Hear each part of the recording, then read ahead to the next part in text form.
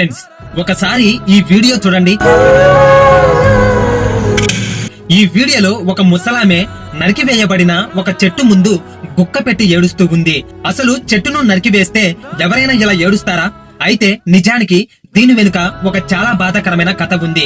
ఈ సంఘటన ఛత్తీస్గఢ్ లో జరిగింది. ఈ ముసలామె 20 సంవత్సరాల క్రితం ఈ రావి చెట్టును నాటుకుంది.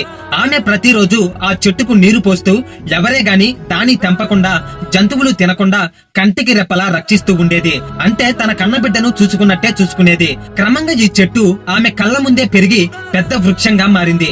20 సంవత్సరాల తర్వాత ఈ చెట్టు పూర్తిగా పెద్దదైనప్పుడు ఈ చెట్టు దగ్గర ఉన్న భూమిని ఇమ్రాన్ అనే వ్యక్తి కొనుగోలు చేయడం జరిగింది.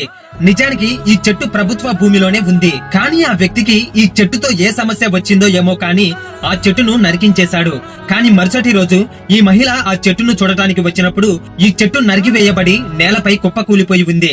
ఆ దృశ్యాన్ని చూడగానే ఆమె ఆ బాధను తట్టుకోలేక ఈ విధంగా బోరున ఏడవటం మొదలు పెట్టింది. మీరనుకోవచ్చు అది జస్ట్ చెట్టే కదా అని. కానీ ఒక బిడ్డను కోల్పోయిన తల్లికి మాత్రమే ఆ బాధ తెలుస్తుంది. ఈ వృద్ధురాలికి న్యాయం జరగాలని కోరుకునే ప్రతి ఒక్కరూ ఈ వీడియోని లైక్ చేసి ప్రతి ఒక్కరికి షేర్ చేయండి. మీ ఒపీనియన్ ని కామెంట్ చేయండి.